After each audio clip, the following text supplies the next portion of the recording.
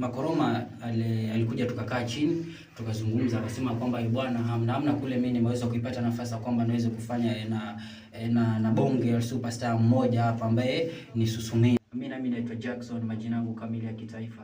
Sasa Jackson alafu na Eliza. Sasa shule pale ilienda pale katapakada, kila mtu akatambua bana, Eliza na Jackson au wamekaa wapenzi. Unaona sasa? Sasa mimi wakawa wakiniona wananiita Jackson wa Eliza.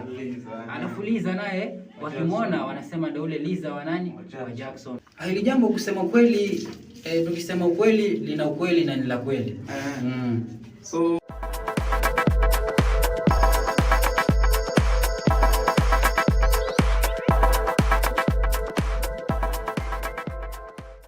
mfuatiliaji wa Sports One Media wanasemaga Waswahili kimya kingi huja na mshindo. Bana, tulipoa lakini sasa hivi tumerudi na hatuna ubaya, tumekuja na moto, yani moto zaidi ya moto. Baada ya kufanya interview na Susumila, Virus Pina, Makoroma, sasa hivi ndani ya mjengo tuko naye msanii ambaye ni bab kubwa kabisa. Huyu jamaa ni vocalist.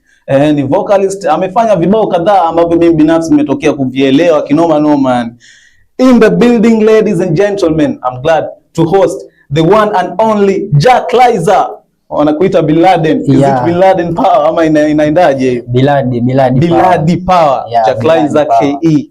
Yeah. AKA Biladi Power. Biladi Power. Jack Liza, ndugu yangu, kwema sana, sijui upande wako. Mimi nashukuru Mungu za masiku. Mimi nashukuru tu saa God anasaidia, upande wangu mambo yanaenda shega. Mbona mara mwisho kupatana mimi na wewe ilikuwa wapi? Nikumbushe. Culture, kufanya zile family show hapo ndo ilikuwa mara mwisho kuonana kama sijakosea. Vipi tangu hapo sasa hivi mambo yanasemaje? Kiupande wangu tokea hapo hadi sasa sema tu nikimshukuru saa God, maana naona mambo yanaenda tu vizuri. Sema tu hapa na pale lazima, lakini saa God ananionekania mambo yanaenda tu poa. Mbona Jack Liza KE ni jina ambalo limetokana na nini hasa? Jack Liza KE hilo ni jina ambalo nimelipata nikiwa shule tu. Pia vile ni jina ambalo lilikuja juu kuna msichana ambaye nilikuwa na relate naye. Msichana alikuwa anaitwa Eliza. Sasa shuleni pale walikuwa wamezoea kumuita Liza. Mimi naitwa Jackson, majina yangu kamili ya kitaifa. Sasa Jackson alafu na Eliza. Sasa shule pale ilienda paka katapakada, kila mtu akatambua bana, Liza na Jackson au wamekaa wapenzi. Unaona sasa? Sasa mimi wakawa wakiniona wananiita Jackson wa Eliza. Alafu Liza naye wakimwona wanasema ndio ule Liza wa nani? Wa Jackson. Sasa nikaona bana, sasa wananitaje Jack wa Liza, yani Jackson wa Eliza. Nikaona bana, ngoja nitengeneze vizuri zidi kupendeza zaidi. Kwa maana mlikuwa mna relate tulikuwa tuna relate. Alikuwa ni girlfriend yako? Tulikuwa kwenye mahusiano wakati huo. Mpaka sasa hivi tunavyoongea yupo? Ya Mungu ni mengi. Sema tu ya Mungu ni mengi, kila mtu alishika njia zake kwa mambo moja ama mengine asiweza kuelezeka hapo. Lakini bado namkumbuka kupitia na jina hilo. Sema tunamkumbuka kupitia jina. Na ni shabiki yako bado ama? Bado ni shabiki yangu, tena shabiki wangu ambaye ni tuseme ni top fan. Alafu pia vile ni mmoja katika wale wanaonisupport, maana pia hata yeye ameweza kupambana sana dhidi yangu kuweza kulipia kibao kimoja nikaweza kufanya. Vizuri sana. So shabiki mzuri sana. Bwana, tumesikia sasa kutokana na jina Jack Liza lilitokeaje, imekuaje mpaka akaitwa hivyo. Na kumbuka Jack Liza katika wasanii ambao mimi nawajua kwa hapa Pwani ama tukiongelea Magarini, wewe ni msanii ambaye nakukubali sana ikija ni kwenye masuala ya mavazi. Kabisa. Kwanza tukianzia hii hapa imeendaje? Unaashiria hii? Hiyo. Hii ni chain moja ambayo tuseme kuipata haikuwa rahisi sana vile. Manake niliona tu wenzangu walikuwa wakivaa, alafu mimi mbona nikatokea kumind, kwa sababu mbona ukivaa unatoka shega fresh barida. Nikaona ngoja na mimi nichekeche dukani niweze kuinunua na mimi. Alipofika dukani mbona nununua tu, hata hamna inauzwa tenga mbili. Nununua tu pesa ya Kenya hiyo. Pesa ya Kenya. Na shati hilo? Hili jishati 1500. Ya jishati 1000. Inakwendaje? Shati hii sani tenga tu kawaida. Kichunga? Kichunga hiki tembo mbili tu kawaida. Tukimaliza kuna miwani bado hapo. Gago hizi hata ninunua tu 500 hizi. Hizi ninunua 500. Kiatu hicho kinaendaje? Hasa kwa kiatu mwana. hapo sasa mbuzi mzima mwana. Kiatu tenga 5 hamna yani. Nimekinunua tenga 5 hicho kiatu. Watu mnavaa jana. Kabisa. Inabidi kidogo ujibrand ndio itokee watu pia waweze kukukubali. Wewe unaamini msanii anafaa kujibrand sana? Yeah, naamini hiyo ni njia mojawapo ya msanii ambao huwa anapaswa kuizingatia sana ya kujibrand muonekano yani ashiria. Tukija sasa kwenye sanaa. Naam. Tukianzia kwanza Jack Lizer kwenye industry ya muziki anajihusisha na nini hasa? Kwa sababu muziki umebeba mambo mengi kabisa, production, kuna kuimba kwenyewe, videographing, mambo ni mengi. Tukija kwenye wewe umeji specialize kwenye engo gani? Mimi kwenye muziki ama kwenye sanaa tuseme tu mimi ni mwimbaji, vile vile bado ni secular music artist.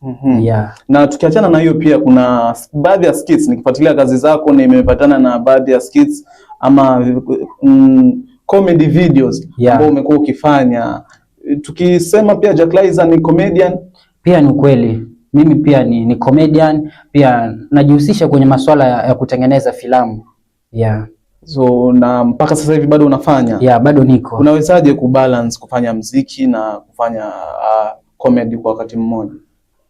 Sema wage inakuwa tu hivyo, changamoto sababu naweza kuwa niko location, mara hivyo ndo napigiwa simu, basi Lizer wacheki, si tunakuhitaji sehemu fulani, labda uje ufanye vocal fulani, ama tunakuhitaji sehemu fulani kwenye masuala ya muziki. Sema tu wage inakuwa changamoto sana, lakini unaelewa ndo hivyo, hamna mtego hawezi kuwa mmoja, kuna huko alafu na huko, ndio maana nakuta bado niko kwenye filamu, pia kwenye muziki bado napatikana. Utakapotoboa ndo huko. Yeah, ndio hivyo, kwa sababu ya kuku ni mengi lakini ndio hivyo.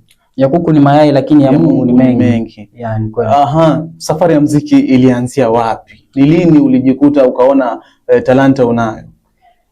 Kusema kweli safari ya muziki ilianzia mbali sana. Pia vile vile nilijijua kwamba niko na talanta. Bado tu nilikuwa tu mdogo. Tuseme sofani nilikuwa na kama miaka 10 vile kama sijakosea. Yeah, nilikuwa bado niko nyuma sana. Hapo ndo still bado nilikuwa daro, tuseme nilikuwa daro. Yeah, hapo ndo najitambua kwamba kweli mimi niko na talanta. Yeah. Ni darasa la ngapi hilo tunaongelea? Hapo ilikuwa darasa la 5 hivi kama sijakosea. Darasa la 5. Sasa hapo ndo najijua mimi niko na talanta. Na sasa umejijua uko na talanta, ni kipi ambacho kilikusukuma sasa hiyo talanta au kuichezea ukaamua kuishikilia mpaka sasa hivi tunavyoongea? Kusema kweli wajua kuna kitu inaitwa ability, alafu kuna kitu inaitwa talanta. Sasa unajua talanta ni kitu ambacho huwa yani kimekaa ndani wa mtu yani. Sio kitu mtu anafanya kwa sababu labda ya uzoefu ama kuigiza. Unaona? Sasa talanta ni kitu ambacho yani kimekaa natural tuseme. Sasa mimi mwenyewe kinakaa tu kunisukuma kwamba niweze kufanya muziki. Ya maana muziki umekaa kipaji kwangu. Baada sasa ya kugundua muziki unaujua na umeanza kufanya, ni msanii yupi ambaye amekuwa mstari wa mbele kukusukuma ama amekuwa mchango mkubwa sana kwenye hiyo safari? Tuseme mwanzoni, kabla tuseme sijaweza kupata fursa ya kujulikana, vile vile sijaweza kupata nafasi ya kuweza kurekodi ama hata kujua pia studio ziko pande gani na ni namna gani naweza kutengeneza nyimbo. Kuna jamaa mmoja anakwenda kwa jina SK4Real. Kwa jamaa namkubali, jamaa ambaye amenisaidia tu sana kuweza kwamba kunipa support ya kuweza kujua studio iko pande gani, pia vile vile ni namna gani naweza kurekodi, sababu talenta niko nayo, ilikuwa na uwezo wa kuandika nyimbo, lakini so far nilikuwa sijui kwamba labda studio iko pande gani, vile vile pia namna gani naweza kurekodi. So Mwamba namshukuru sana, alinisaidia ndio nikaweza kuingia studio yani kwa mara ya kwanza. Bingwa ndo alinisaidia sana, alikuwa mstari wa mbele sana kutetea kipaji changu kwamba kisiweze kupotea. Ngoma ipi ya kwanza ambayo ilikufungulia wewe studio? Ngoma yangu ya kwanza tuseme kwanza ilikuwa Matanga. Ngoma ilikuwa Matanga kwa sababu kwanza ilikuwa ngumu sana kuweza mimi kuingia studio, manake ilikuwa ndo hivyo, mtaji ulikuwa hamna, ilikuwa sijakaa poa. Alafu bado niko daro. Unaona, darasa la 5 unazungumzia hapo. Mimi niko daro fresh hivyo, sasa pesa noma mwana. Alafu mitaani bana kazi hakuna, alafu nami umri ndo bado uko hapo. Unaona, sasa kuna baa fulani hivi inaitwa inaitwa 11 Palm pale. Sasa unaona pale kila Jumapili walikuwa wametenga kitengo cha kwamba wasanii wadogo wadogo pia kuungana na wale ambao tayari tuseme ni watu na majina yao, wanakutana pale, tunakuza talanta, pia mwenye talanta anajionyesha pale vile. Sasa mimi nikaendelea hapo hivyo. Sasa time sasa yule kiongozi wetu alikuwa anaitwa Colombe jamaa kama sijamsahau. Sasa yule kiongozi wetu ghafla hivi mamake akaaga. Unaona sasa mamake alipoaga jamaa akasema basi wasanii inastahili kwamba kupatikane japo wasanii 2 watatu pale waweze kuingia studioni waweze kutengeneza kumbukumbu ya huyu mama. Sasa kwa bahati nzuri yani ndo na mimi sasa ndo nachaguliwa nambari moko yani ndo nikaingia studioni for the first time. Sasa ndo nafanya ngoma, so ilikuwa ngoma Matanga hiyo. Ngoma ya kwanza ambayo tunaweza tukasema ulifanya ambayo ndio ilikuweka studio ni ngoma ambayo ilikuwa collab. Yani ngoma ambayo ilikuwa collab. Collab ilikuwa na changamoto gani? Collab ilikuwa na changamoto mingi. Yani ilikuwa na changamoto mingi tu sana. Sababu sema tu kiupande wangu ndio hivyo ilikuwa yani sijajua labda iko namna gani. Hata studioni pia bado kulikuwa na changamoto mingi kwa sababu ilikuwa ndo mara ya kwanza. Ilikuwa ndo mara ya kwanza. Lakini pia tunashukuru God, ngoma hatimaye hamna tulitengeneza vizuri. Ngoma ilifanya vizuri. Tukiongelea kwamba ilikuwa mara yako ya kwanza kuingia studio. Naam. Wenzako pia ilikuwa mara yao ya kwanza ama tayari walikuwa na uzoefu? Wao walikuwa na uzoefu. Tuseme tu katika hiyo collab mimi peke yangu ndo nilikuwa tu msanii wa kwanza yani ndio mara ya kwanza nakanyaga mlango wa studio yani. Tukiongelea kwa ujumla sasa, tangu umeanza mpaka sasa hivi tunavyoongea, safari ya muziki imekuwa na faida gani? Safari ya muziki kufikia sasa imekuwa na faida sana tu kwangu. Imekuwa tu na faida. Moja wa faida ni kwamba kuna baadhi ya watu ambao wameweza kunisupport tu baada ya kujua mimi ni mwanamuziki, kisha vile pia muziki nawekeza kwa vizuri, yani nafanya vizuri katika muziki. Kuna watu tofauti ambao pia wameweza kunisupport kwa mambo madogo ambao mengine hatuwezi kuwekea wazi hapa kwenye mitandao. Vile pia nimeweza kupata faida kupitia labda matamasha tofauti kuweza kufanya matamasha hivyo pia faida nimepata. Na changamoto ambayo ni jambo gani kubwa ambalo liliwahi kutokea mpaka ukasema huu muziki bana ukae kwanza utulie? Kusema tu kweli changamoto tuseme tu zimejaa tu sana kwa sababu msanii kama ndio hivyo unaanza kujitafuta. Hamna kwenye muziki lazima changamoto utakumbana tu nazo kwa sababu unajua hususan sisi wasanii ambao bado tunajitafuta huwa tunakuaga na changamoto sana. Sasa changamoto ambayo imenikuta like vile unajua watu wa kitaa una hustle mwenyewe hivyo unatoa dongo alafu watu wanaishia kukurushia maneno nini hivyo unaona yani inatokea yani wanakuvunja moyo. Ilikuja pia kafikia time mimi nikaona sasa kama ni hivyo si afadhali basi muziki niwache. Lakini so far saizi nashukuru changamoto zote hizo zimepita. Saizi mashabiki zangu nimeambatana na wao unyo kwa unyo, tunaendelea vizuri ya kwamba kila dongo naloliachilia wanalikubali na wanazidi kunipa hongera kwamba ninaweza na wananipa support ya kuweza kwenda nafasi nyingine zaidi. Ni kweli. Tuseme sasa hivi Jack Lizer akiachana na usanii atakuwa anafanya shughuli gani nyingine? Wacha tuseme haitawahi kutokea kamwe, haitawahi kutokea, lakini hatuwezi jua labda ni shughuli gani nyingine labda, lakini haiwezi tokea kwa sababu kama awali nilivyosema kwamba muziki yani kwangu ni natural. Sio kwamba nafanya labda kwa maigizo ama kwamba niko na uzoefu, hapana. Nafanya kwa sababu ni natural. Sasa kutokea basi labda mauti kwamba niweze kuacha muziki, hiyo ndio kitu moja ambapo naweza kunitenganisha mimi na muziki. Basi tufanye tukiachana na muziki, ni shughuli gani nyingine ambayo unaifanya kujikimu kimaisha kutokana na hali ambayo ulishasema tayari kwamba bado tunajitafuta. Industry kwetu bado ni jambo gumu sana kupenya kabisa. So tukiachana na masuala ya muziki au masuala ya sanaa, ni kazi gani nyingine ambayo Jack Lizer anaweza akaifanya vizuri tu? Labda ambayo kwa sasa ndo ambayo nafanya inanipea mtaji ama labda kwa sasa kazi ambayo inanipea mtaji atuseme mimi nafanya tu kazi za mikono kwa sababu unajua shuleni sijabukoa vizuri hivyo. Sasa nafanya tu kazi za mtaani tu za mikono kuweza kuona, unajua riski ni riski. Hata wewe ofisini wewe wapi bado riski ni riski ni ile tu. So far sasa hizi mimi nafanya tu kazi za mikono tu, lakini Karibuni nitakuwa na kazi za kuweza kujiajiri mwenyewe ambazo zitakuwa ni kazi nzuri zenye mapato zaidi ya makubwa zaidi, hata nitaweza kuajiri pia watu. Yeah. Kila eneo linakuwa na promoters wake. Tumesikia kuna Malindi promoters, Kwale promoters, Kilifi. Vipi Magarini promoters wameweza kuchangia vipi katika safari yako ya muziki? Magarini promoters kwanza niwape sana hongera ama niwape kongole ya kwamba pia wameweza sana kuwa mstari wa mbele ya kwamba waweze kuchangia sana, yani kunipa support. Wao wamenipa support tu sana. Kwanza tukianza na mheshimiwa wetu Paulo Dena, yule amenipa support tu sana, kiwemo ni mmoja wa Magarini, amenisupport, amenipiga boost, amenisimamia, amenilipia vibao viwili nikafanya fresh. So tuseme Magarini pia wametokea kunisupport pia. Ya Magarini support wamenisupport. Kweli. Yeah. Una uhusiano gani na msanii Makoroma?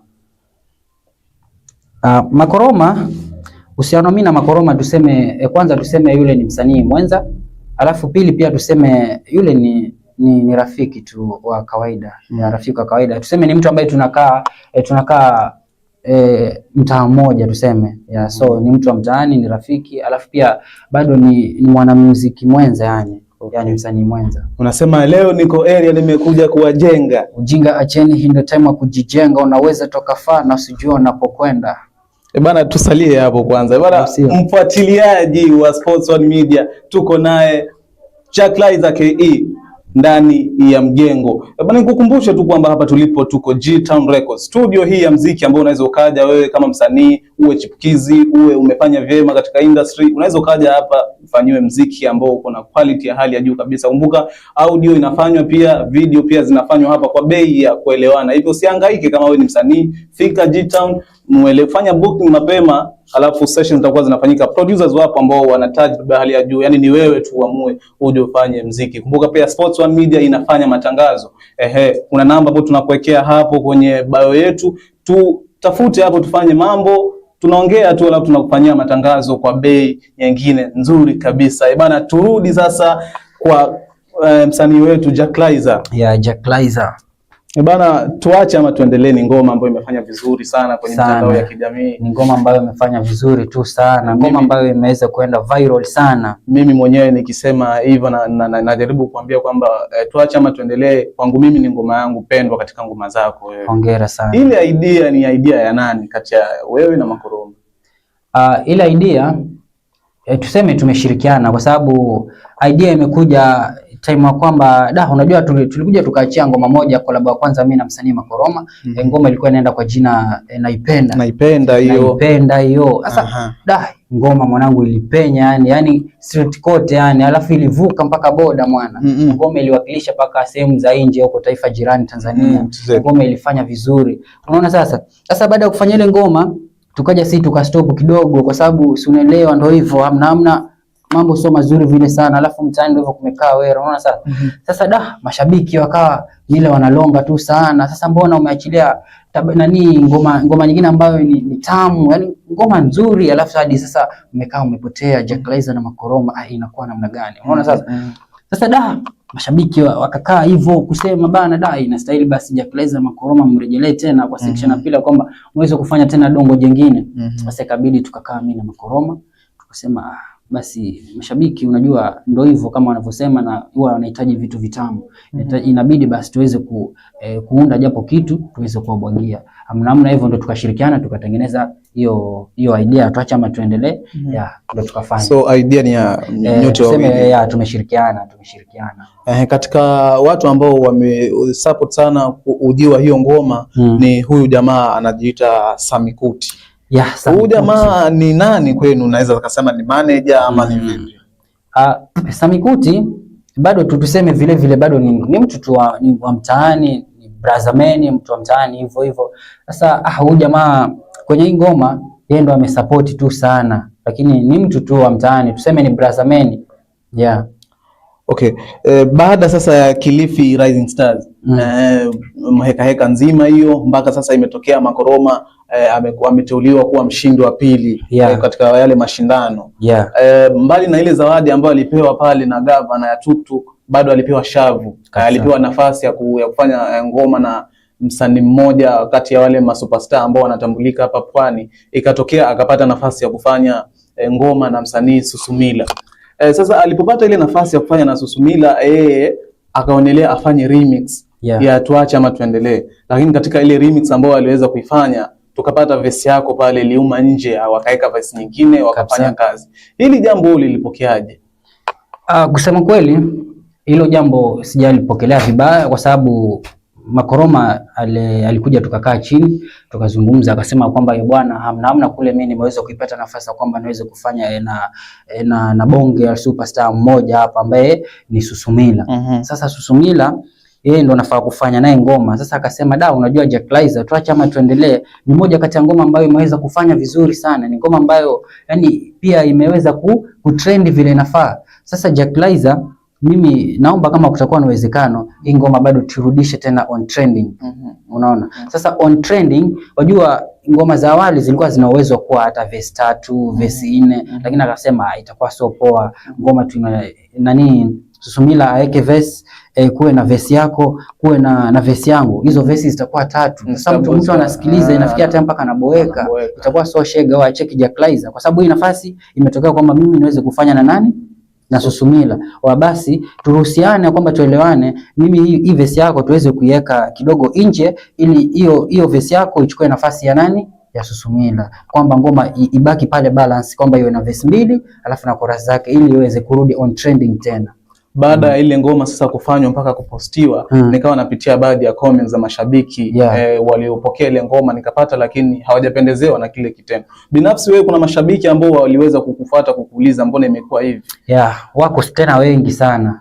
Mashabiki wengi, kwa sababu tuseme kiupande wao ilikuwa ni elewana zetu za baina mimi na Makoroma. Sasa wao walikuwa hawakuweza kuelewa mbona hii imekaa namna hii. Sasa wamekuja wakauliza, imetokea tu wamelalamika, wanasema bwana, ile ngoma imekaa tu vizuri, ilikuwa inafaa kubaki vile vile bwana, ngoma ilikuwa na utamu ilikuwa inafaa kubaki hivyo, verse yako tuna Makoroma, ikitokea labda nafasi imetoka ilikuwa inafaa kuunda nyingine. Akamwambia hamna ngori, kwa sababu Makoroma ni mtu wangu, alafu tulielewana yani vile nafaa, kwa sababu amesema hii ngoma anataka irudishe tena on trending. Unaona, alafu nafasi ndio imetokea, na pia Susu naye amegobea kwenye hii ngoma Tuache Ama Tuendelee kwamba uifanye remix. Ndio maana nikawaeleza kwamba hamna shida, ni tuseme wao wameelewa vibaya, lakini ni jambo ambalo tulikuwa tumeelewana. Tunaweza tukasema Makoroma amekuwa na mchango wote kwako ama katika safari yako ya muziki? Makoroma amekuwa na mchango mkubwa tena sana, alikuwa na mchango mkubwa sana wa muziki, tena hadi sasa bado kuna mchango mkubwa kwangu kusema wa muziki sana Na turudi tena hapo nyuma kidogo kwenye hiyo ngoma ya Tuache Ama Tuendelee. Wewe unahisi ile ngoma ukubwa ambao ulikuwa nao yenyewe na remix, ipi ilikuwa na ukubwa zaidi kati ya hizo ngoma mbili, remix na original song? Kiupande wangu mbona mimi naweza sema zote zimekaa sawa, ziko balance. Yani zimekaa sawa zote, tunazipea 100%. Haujaona kwamba kuna percentage fulani imeongezeka baada ya msanii superstar Susumila kuweka verse yake hapo? Tuseme tu zimekaa balance. Zimekaa tu sawa. Kutokana na hiyo ngoma ushapata shavu labda sasa kutoka kwa au wasanii wakubwa, iwe producers labda wakubwa na wasanii, kwa sababu ile ngoma imefanywa na J-Crack. Pengine ushawahi pata connection kwamba J-Crack amekuita ama Susumila muende mkafanye japo project? J-Crack nishaipata. J-Crack ashanitafuta akasema, bwana, hii nimepatana na hii ngoma ambayo nimeweza kuifanya remix, mimi ndo nimefanyia production, alafu mbona nimepata wewe ni vocal mzuri, yani umefanya vizuri, ya kwamba jiandae bwana uje nikutengenezee dongo moja kali. Yani tuseme nimepata shavu. J-Crack, producer J-Crack amenitafuta akasema niweze kwenda kufanya bonge la ngoma. Bana freshi, Kabaridi the new star. Kabaridi the new star. Baada juzi kati hapa mkawa na issue yenu, baada nikaona na post pale kwenye mtandao wa kijamii kwamba kijana anajaribu kupenya kwenye vitu vyako bana, ana sample. Hata mimi mwenyewe nashangaa inakuwa namna gani. Hili jambo lina ukweli? Hili jambo kusema ukweli, tukisema ukweli lina ukweli na ni la kweli. So ni hii ngoma sasa, nimejaribu kufuatilia hii ngoma ambayo nasema Kabaridi ali sample kutoka kwako, lakini mimi sijaiona. Ni ngoma ambayo iko jikoni ama tayari ishaikwa kwenye mtandao? Sijajua kufikia sasa labda imefikia wapi, lakini tayari nishaisikia kwenye TikTok wakifanywa challenge, lakini vile vile pia nikiingia kwenye YouTube channel yake Kabaridi bado naipata hakuna. Sasa sijui labda aligoma ama aliogopa kuiposti ama ndo sijui inakuwa namna gani. Kwenye channel naikosa, lakini kwenye mitandao labda ya TikTok naona inaendelea kufanywa nani challenge. Yeah. Ni sasa alisample nini? Mistari ama beat? Tuseme the whole project, yani tuseme, kwa sababu unajua kwanza ilikuwa hivi, unajua Kabaridi yule ni mwanangu tu sana, kwa sababu ni msanii ambaye pia bado tunajitafuta pamoja. Sasa mimi nilimwambia wa mwana cheki, mbona situpane support tu hivyo, unirushie link yako nipitie YouTube yako na mimi nikurushie yangu upitie kwangu fresh, subscribe, unaona. Washega akanitumia ngoma yake inaitwa Ndoto, alifanya na 5 Star Biro. Fresh Shega mimi mbona kapitia. Nikafanya kila kitu kinachostahili. Mimi nikamrushia yangu kata sasa. Nikamrushia kata. Nilipomrushia kata, huyu mwana alisema hii ngoma mbona imekaa fresh mwana, hii ngoma umecheza vizuri. Wala hata ningekuwa na nafasi tunge remix hii ngoma. Akamwambia wacheki Shega ngoma iache tu vivyo hivyo ilivyo, kwa sababu mwenyewe nimekubali. Alafu sijapenda tuifanye remix, labda ikitokea unataka basi tufanye collab, tuanze upya. Sio kwamba hii ngoma tuifanye remix. Kwa jamaa akasema sawa. Akagoma hapo fresh, mimi tunagochana hivyo kusalimiana fresh. Wiki haijaisha mwana namuona ameposti sasa. Jambo lake. Ameposti jambo lake. Ujio wa jambo lake jipya. Alafu jina linaenda kwa Katauno. Mimi nashangaa dahu. Amesample mpaka jina. Bana, idea mpaka jina bana. Naye pia vile vile anaita Katauno. Nikashangaa huyu mwana vipi? Sasa hii ngoma si yangu hii Katauno, sasa huyu jamaa namna gani huyu? Sasa ndo hapo tukaanza kupurukushana sasa. Ulimtafuta sasa? Mimi nilimtafuta, waache kimi nilimchapia juu niko na 10 zake. Mbea wa mwana sasa namna gani? Mbona fresh, mbona hivi mimi nadunda kwenye mitandao naona mambo yameharibika huko mimi naona Katauno alafu mimi ngoma nimekutumia wiki jana namna gani? Asema hiyo ni ngoma mimi niliandika toka nilikuwa shuleni huko. Nilikuwa sijui darasa la 3, sijui darasa la 4 fresh mimi ndo naandikia hiyo ngoma. Tuseme tu idea zimeendana ama zimefanana, lakini hiyo ngoma bwana ni yangu, mimi nimeandika toka miaka nyuma. Ukisema ilikuwa sina mtaji wa kurekodi, lakini ngoma yangu. Sasa mimi nikashangaa sasa namna gani? Sasa mimi nikatoa ilani pale nikamwambia basi ngoma basi ukiposti mimi naigonga copyright, kwa sababu ngoma ni yangu mwana. Unaona? Ngoma ni yangu, ndio maana ma bloggers, ma presenters hiyo issue wakaingilia kati hivyo ndio kuona imekaa trending. Ni sasa wewe unahisi labda mashabiki wanadhani ni kiki? Tuseme kwa baadhi ya mashabiki ambao labda ni tuseme audience wa Kabaridi sio wanadhani, kiupande wao wanajua 100% kwamba hii ni kiki. Kwa sababu kiupande wao labda hawajanitambua, hawajazifuatilia kazi zangu, lakini kwenye audience wangu sasa wanajua hii sio kiki, this is real man, kwa sababu Katauno ni ngoma yangu. Alafu yeye naye anaekelea sasa Katauno, unaona? Alafu hata baadhi ya mistari tofauti kwenye hiyo wimbo wake mwenye ameandika bado imekaa kutoka kwangu. Ikitokea sasa amekuja amesema ametaka mkae sasa mezani muongelee hii issue ya hii ngoma ya Kata, wewe utamruhusu aendelee kufanya sample ama kuna vitu utamuitisha ama utalipokeaje hilo swali?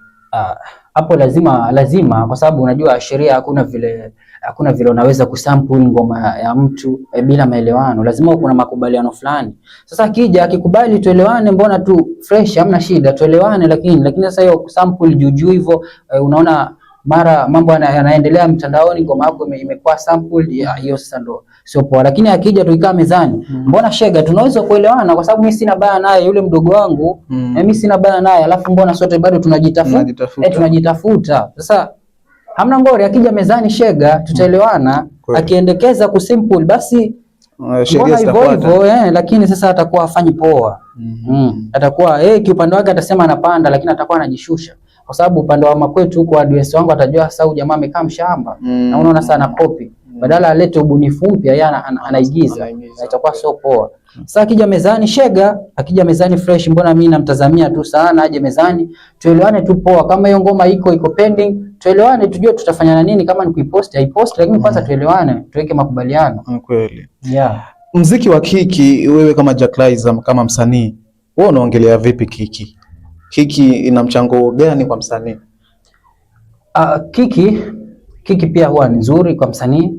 tuseme ina depend Kiki utaifanya namna gani, lakini Kiki bado ni mzuri kwa sababu pia ina uwezo wa msanii kwamba kumtoa sehemu moja hadi kumpeleka nyingine, na ashiria kwamba kuna uwezo wa kwamba labda ukawa hujulikani, lakini baada ya kufanya ile Kiki ukaweza kusambaa zaidi, kwa sababu unajua jambo lolote la uongo muda mwingi huwa linasambaa kwa haraka. Hususan yani saizi mimi nitengeneze tu kipicha fulani hivyo sio kweli, lakini nijipige kambe nimejihagi nimejinyonga hivyo. Hiyo nikiekelea urefu wa dakika 10 inaweza kuwa iko matenga. Likes kila mtu hujakliza vipi? Kwani kashadunda ama namna gani? Unaona sasa. Sasa Kiki pia huwa inafanya msanii pia aweze kujulikana zaidi. Mfano mzuri ni picha ambazo wiki kama 2 zilizopita hivi ilikuwa ina trend mtandaoni. Anaonekana Jacklaizer amevaa dera. Baadaye ikasemekana wewe mwenyewe ukatoa kauli ukasema kuna jamaa alifanya Photoshop. Alifanya mambo zake hapo akakuweka wewe kwenye dera. Ile ilikuwa ni vipi? Ile hali ilikuwa jikwaje? Ile kiupande wangu wajua fresh hivyo mimi niliingia kwenye mitandao kidogo hivyo alafu nikatoka. Sasa nilipotoka najaribu kurejea hivi. Nashangaa watu wananiletea tu malawama. Sasa Jacklaizer mbona ni vitu gani unanitext bana? Sasa mambo na promotion mambo na nikashangaa. Sasa kufuatilia kumbe account yangu ilikuwa hacked. Sasa kuna jamaa alikuwa amehack. Sasa ikaendelea hivyo, nikawa mimi nang'ang'ana dhidi ya kwamba ile account iweze kuirejelea mwenyewe. Sasa kadri bado nipo kwenye harakati ya kupambana kwamba account irejelee katika hali ya usawa, kidogo hivi ndo nakuta jipicha sasa la dera sasa limeanikwa. Naingia mtandaoni nakutana na jipicha hilo sasa limeanikwa. Jamaa ameedit huko, amefanya mambo yake, ameliekelea. Mashabiki wengi ilisambaa tu sana, ikiwemo wengi walitokea kunilaumu kwa sababu wao walifikiria kiupande wao labda nipo kwenye fikra zangu kwamba nimeona basi ngoja nitengeneze hii kama Kiki ile iweze kunipeleka sehemu nyingine tofauti. Lakini kusema kweli hiyo ya dera hiyo haikuwa inahusiana na mimi. Sema tu ni kwamba ni edition, lakini mimi mwenyewe sikuwa eti najua ama sikuwa nimeplan kwamba hiyo iweze kufanyika. Sema tu jamaa ali edit alafu ndo akaipost. So ilikuletea changamoto kubwa kwenye mziki na mashabiki? Iliniletea sana changamoto kubwa kwa sababu wengi walilalamika tu sana kwa sababu sio hali ya kawaida. Kiki zipo nyingi lakini sio za kuveshana madera. Unaona, sasa audience wangu wengi walilalamika sana katika hiyo hali, lakini uzuri niliweza kuelezea na walielewa. Lakini sema tu kweli ilisambaa tu sana. Ilinitoa heshima kusema ile kweli, ilinitoa heshima kwa sababu msanii mzima naonekana nimevaa dera. Alafu nimeshikilia jikapu kama inaenda sokoni. Unaona? Sasa ilinishusha heshima sana, lakini nashukuru hamna walinielewa na mfuatiliaji bado tuko naye Jacklaizer ndani ya mjengo. Kama nilivyokuwa nimekuambia, G-Town Studios ni studio ambayo inapatikana Gongoni. Inafanya vyema kabisa audio pamoja na video. Fika G-Town ama tunakuwekea namba hapo kwenye bio. Fuatilia hiyo namba, wapigie G-Town, watakuwa pia wanakufanyia mziki ambao una quality nzuri kabisa. Vile vile Sports One Media pia inafanya biashara ama inafanya matangazo ya biashara. Ikiwa na biashara yako ungetamani iangaziwe ama ifanyiwe promotion, vile vile uko na event unatamani tuje tufanye interview na wewe, pia inawezekana. Ni wewe tu utufikie kwa namba zetu hizo hapo, alafu kila kitu kitakwenda shwari kabisa. Jacklaizer, mwaka jana kuna mziki ambao umechipukia Mombasani kule wa hawa vijana ambao sasa hivi wana trend pia hao wakiwemo Mtaliban Halisi, Pelzi, Makamanda. Huu mziki wewe, huu mtindo wa mziki ambao umetokea, wewe unauongeleaje? Ni mziki ambao umekaa vizuri, huo mtindo umekaa vizuri, haujakaa mbaya kwa sababu hata nimejaribu pia kuchunguza kwa sasa audience wengi ama watu wengi wa street saizi wamekaa sana kupenda huo mziki ama huo mtindo huo, wametokea sana kupenda tu sana. So kiupande wangu mimi naweza sema na ukubali huo mtindo uko sawa. Vijana wadogo wakubwa wao wanafanya vizuri tu sana. Mimi na ukubali uko vizuri. Tukisema kwamba upo vizuri, tukiangalia percentage kubwa ya mashabiki wa ule mtindo ule wa mziki ni vijana, hususan Gen Z. Lakini wale wengine millennials pamoja na wazee wanaona kama ule mziki uko kihuni. Wameona umekaa kihuni kabisa. Wewe unahisi pengine ukifanya collab na mmoja kati ya zile gang itakushushia thamani yako kwa mashabiki zako?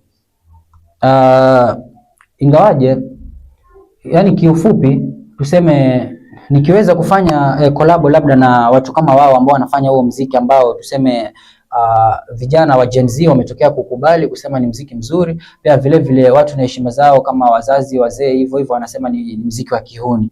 Sasa mimi kitokea nikifanya collab na wao, kuna uwezekano kwamba mimi nitaweza kupata fursa kujulikana zaidi, lakini vile vile mashabiki wangu wengine watasema sasa Jack Laizer ameanza kupotea njia, amejitosa 100 kwenye mziki wa kihuni.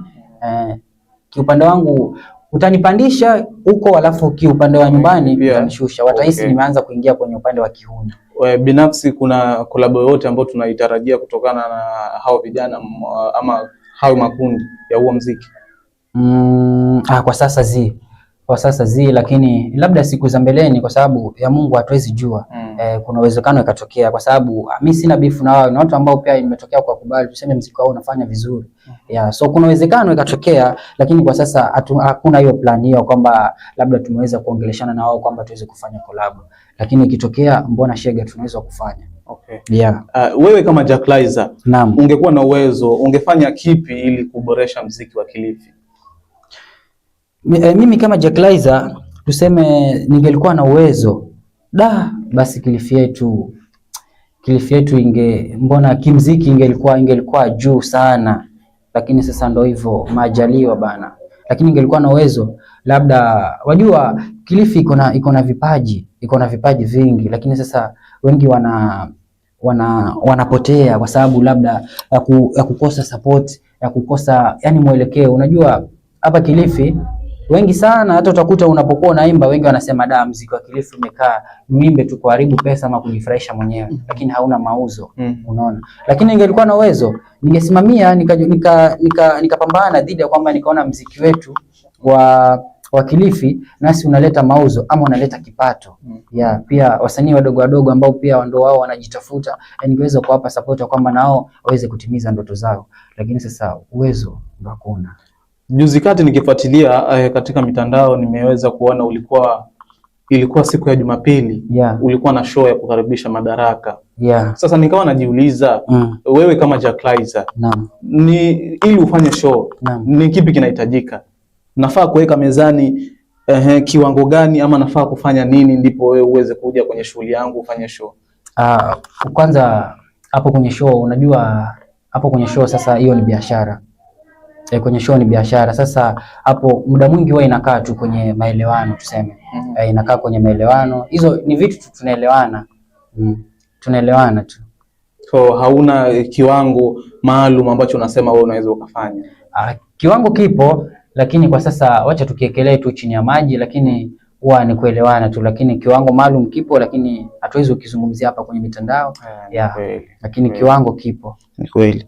Sasa Jack Laizer, tunakuona ukiwa wapi baada ya miaka 5? Katika ndoto zangu urefu wa miaka 5 ijayo, naamini ya kwamba nimekuwa bonge la superstar. Nitakuwa nimekuwa mtu mkubwa, nitakuwa sio kama nilivyo Jack Laizer wa sasa. Nitakuwa nimekuwa mtu mkubwa. Unatamani kufanya collab na msanii yupi wa kimataifa? Tukizingatia labda nje ya taifa. Tuanze na ndani ya taifa la kwetu, tutoke pia na nje. Taifa la kwetu ningetamani tu sana kuweza kufanya ngoma na huyo mwamba jamaa anakwenda kwa jina KO. KO. Jimbi. Jogo. Wewe jamaa nimetokea kutamani tu sana, hata hapo makati tuseme tu mwaka jana kama sijakosea, tulikuwa tunachapiana hivyo. Ilikuwa tuna mipango kwamba tuweze kuingia studioni tuweze kufanya jambo, lakini nayo upande wake haikuwezekana kwa sababu alikuwa na harakati zake za college, sababu kwa college hiyo. Sasa hatukuweza kufanikisha. Sasa hadi hapo tukapotezana hadi sasa. Na tukaenda nje ya taifa. Tukienda nje hapo bwana, mimi namweka Mbosso bwana. Mbosso Khan. Ndamani ufanye naye jiwe. Yaani ile tu sana, hata naweza lala nikaota nimefanya collab na Mbosso Khan. Ni mtu ambaye natamani sana tuweze kufanya japo ngoma moja na yeye. Mungu wa bless bana. Mungu wa bless, apokee maneno yetu kwamba iweze kutimia siku moja inshallah. Siasa sasa hivi zimeanza. Siasa zimeanza, wasanii, bloggers content creators watatumika sana katika kufanya kampeni. Wewe msimamo wako umekaaje? Katika kutumika sema kuna uwezekano wa kutumika, sema tu bado imekaa kwenye maelewano. Lakini uwezekano upo wa kutumika. So far niko na promises na baadhi ya watu tofauti ambao watakwenda kugombea viti tofauti. Sasa wao pia kuna uwezekano wakanitumia, so uwezekano upo kwamba naweza kutumika. Msimamo wako ni kuwa utafanya kazi bora maelewano? Nitafanya kazi ya bora maelewano. Pia juzi kati nikifuatilia nikaona umetupostia mjengo pale. Umetupostia mjengo ukiwa bado uko chini, ukaja pia ukapost ukiwa umeinuka kabisa. Alafu sasa pia nikaona unaomba msaada kutoka kwa jamaa letu, jamaa wa my wife Kai. Vipi hao maombi yamefikia wapi? Ama yeye alirespond vipi? Kusema kweli asiko anaashiria kwamba labda ndo nimetokea kuomba kweli msaada. Lakini tuseme ilikuwa tu ni kiki. Ilikuwa ni kiki. Haikuwa anaashiria ni kweli kwamba naomba msaada. Ilikuwa ni kiki. Namshukuru tu Sir God kwa kile kipato ambacho kidogo ambacho napata. Ndio hivyo namna mimi najichanga hivyo kuweza kuendeleza huo mjengo. Lakini kwa kwenye msaada asiko anamaanisha kweli. Sema tu nilikuwa kwa sababu wajua kuna hii issue ya Magaston Baraka ilikuwa iko on trending. Sasa nikaona wacha nisisimue mashabiki yangu, kwa sababu unajua ni muda hadi sasa pia nilikuwa nimekaa bila kuachilia kitu chochote wala kuposti kitu chochote. Ndio nikaona niwashtue na hiyo na kwamba watu wengi niweze kuangalia, je, labda Jacklaizer ikitokea akiomba msaada mashabiki ama mtu baki nje, je, kwenye swala kama hili yeye atalichukuliaje? Kweli. Nitafuta tu baadhi ya maoni ya watu kwamba ikitokea labda kituka hivi watanichukuliaje. So nyumba iko lakini msaada kuomba ndio ilikuwa kiki tu kuweza kujua undani wa watu. Labda ikitokea nimeomba msaada kweli, je, watu watanichukuliaje mimi kama msanii? Hivyo. Lakini haikuwa naashiria kwamba ni kweli. Bana ndio hivyo. Labda tukisema Jacklaizer tutegemee nini kuanzia sasa tukienda mbele? Tunatarajia nini kutoka kwa msanii Jacklaizer? Kuanzia sasa na kwenda mbele tuseme saizi ni back to back. Yani saizi nimerejea mimi kama mimi na nitakuwa naachilia ngoma tu baada kila muda usio kwa mrefu, kwa sababu kwa sasa ni muda hadi sasa nimetoka niachilie tuache ama tuendelee hadi sasa sijaweza kuachilia goma lingine kwa sababu ya mambo moja ama mengine asiweza kuelezeka hapa kwenye studio. Lakini kuanzia sasa ni kuachia ngoma moto. Hata kuna huu mrembo fulani anaitwa Morinta. So far Morinta saizi tuko kwenye michakato kwamba tuweze kuachilia japo kibao kimoja kikali sana. Hata leo nimechapiana na yeye. Tupo kwenye waandishi ya kwamba tuweze kuachilia ngoma kali na Morinta. Vyema kabisa. Mfuatiliaji, kumbuka wewe umekuwa familia sasa, umetusupport tangu dakika ya kwanza mpaka sasa hivi tunaona bado unaendelea kutuonyesha mchango wako katika swala zima hili la burudani ya spoti, ya muziki na pamoja na matukio yanayotukia mitaani. Zidi kutuonyesha support kwa kulike, share, comment. Na pia kama hujasubscribe basi ni muda sasa uweze kufanya hivyo. Nasema asante sana kwa muda wako na kwa kufuatilia hiki kipindi. Tumekuwa na Jacklaizer ndani ya mjengo. Bana Jacklaizer, tukimalizia tuambie shabiki anapata wapi ngoma zako? Anawezaje kukufuatilia pale kwenye mitandao ya kijamii? Ngoma zangu zimekaa kwenye platform moja. Naposema platform moja naashiria YouTube, kwa sababu hadi sasa ndo niko mbioni kuweza kufungua hizi platform zote, nikizungumzia labda mdundo.com, labda Spotify, ziweze kupatikana pia kwenye kurasa labda wa TikTok hivyo. Lakini kwa sasa YouTube hapo jina ni Jacklaizer KE kama kawaida. Kwenye TikTok pia unanipata hivyo Jacklaizer KE, kwenye Facebook pia hivyo Jacklaizer KE. So kwa sasa muziki wangu umebase hapo YouTube. YouTube. Tukimalizia neno moja kwa mashabiki wapate kukusikia na wafanye utakavyowaambia kama wataridhia. Neno moja kwa mashabiki wangu ni kwamba mimi nafurahia tu sana jinsi mnavyonichukulia yani, ama jinsi mnavyozidi kuzikubali kazi zangu, kwa sababu wako wengi ya kwamba wameweza kuachilia ngoma kalikali, lakini sasa hadi sasa hawajaweza kuwa na watu ambao wanawakubali. Lakini sasa kama mashabiki zangu nashukuru sana kwa kunikubali.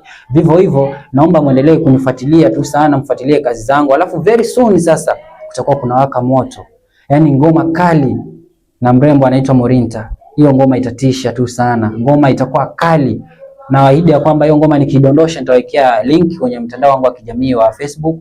Hivyo pia naomba mzidi kunipa support. Kama hujasubscribe basi fika kwenye channel yangu, finya subscribe hapo, fika kwenye YouTube, fika kwenye Facebook, unifollow pia. Mambo yazidi kusonga mbele. Bana, ndo hivyo Jacklizer Biladi. Biladi Power. Biladi Power ndani ya studio zetu za Sports One Media. Tumekuwa naye, tufanya naye interview. Ametuelezea safari yake ya muziki imekuwaje mpaka kufikia hapa ilipo sasa. Naitwa MC Bizo Saba, behind the camera nani Super Michael Katereski. Huyu bana ni videographer, director, manager, yani yeye kazi yote ambayo utaiona hapo bana imepitia mikononi mwake jamaa. Shout out kwako Super Michael Katereski, unafanya vyema kabisa. Bana, we are out now. Bye bye. Bye.